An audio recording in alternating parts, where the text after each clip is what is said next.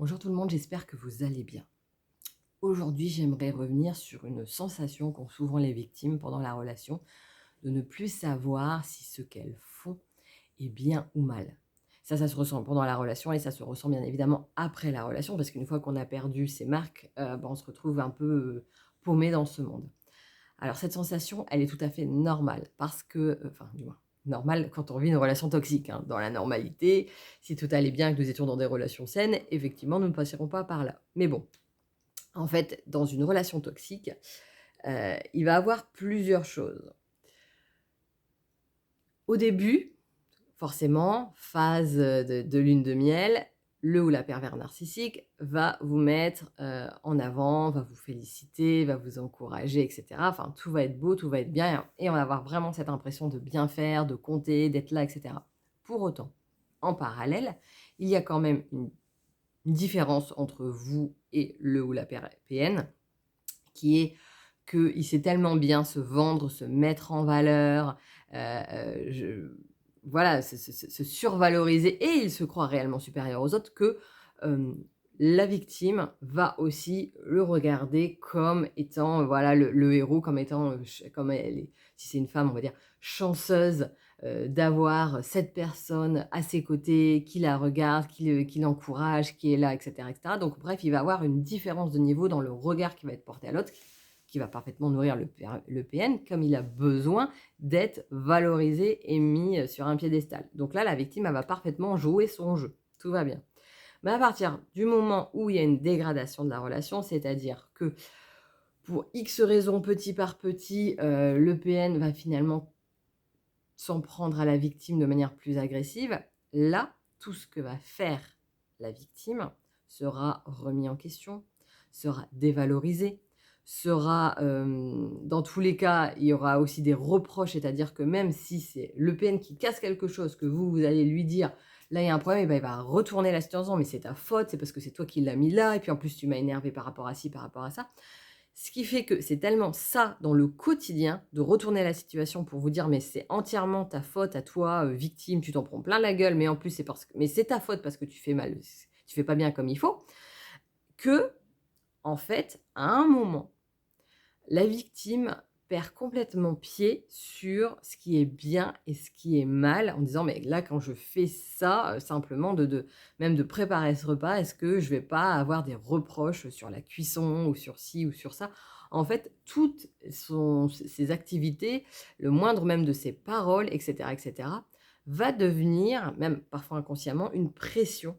Parce qu'il y aura toujours la peur du jugement derrière, la peur que d'un seul coup, parce que il y a des moments où tout peut très bien aller et c'est super, mais en même temps, on reste sur le qui-vive jusqu'où, et le moment où là, il y a une crise, de reproches et cetera, où là, eh bien, le ou la PN va prendre alors après une note mentale de tout ce qui s'est passé jusqu'ici pour, pouf, tout déballer, faire tous les reproches et encore plus vous assommer. Parce que c'est vraiment ça, en fait, ce genre de dialogue. C'est vraiment de dire tellement de choses, tellement de reproches avec une telle énergie qu'à un moment, ça fait un surplus d'informations, ça fait une perte de repères que, la victime ne sait même plus parfois le début de la conversation, comment on en est arrivé là, tellement elle se prend un flot, c'est vraiment, voilà, elle se prend des vagues et des vagues en pleine tête. Elle a à peine le temps de récupérer un peu d'oxygène entre 2 et à la fin, elle finit bien évidemment laminée, culpabilisant d'être ce qu'elle est.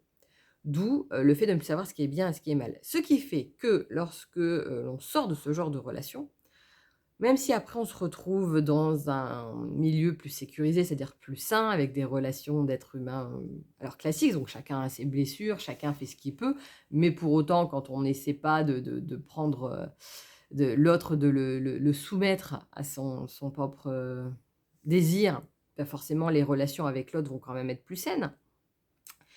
Et bien là, en fait, il y aura tout de même à chaque fois une appréhension de: «Est-ce que là j'ai bien fait? Est-ce que là j'aurais pas dû faire autrement? Est-ce que ci? Est-ce que ça?» Et ça va être un discours interne qui va, empêcher parfois le passage à l'action pour la victime, de mettre des choses en place parce que justement il y aura une remise en question qui sera là, qui sera tout le temps, qui sera constant et de cette appréhension de mal faire parce que nul, parce que, et cetera. Enfin, tout ce que le PN a pu répéter, bon, pendant la relation qui va tourner en boucle. Là encore, je le répète, d'où l'importance parfois de se faire accompagner pour aider à, sortir de ce mode de pensée toxique et se reconstruire sur une base vraiment de se reconnecter à soi, à ses valeurs, à ses qualités, à ses compétences, à ses connaissances et au fait que personne n'est parfait. Donc de toute façon, effectivement, il y a des choses qui seront, qu'on ne réussira pas à faire et ça vaut pour tout à chacun. Ça ne veut pas dire qu'on est nul, ça ne veut pas dire qu'on ne vaut rien. Ça, c'est uniquement la vision qu'a introduit le ou la PN dans la relation, mais ça, c'est sa propre vision, donc il est temps en fait de lui rendre et de se reconnecter à soi, à tout ce qu'on peut apporter, à s'apporter à soi, apporter au monde et être pleinement dans toutes ces connecté à tout son potentiel. Donc n'hésitez pas à me dire ce que vous en pensez. Si vous avez la moindre question également, n'hésitez pas à le mettre.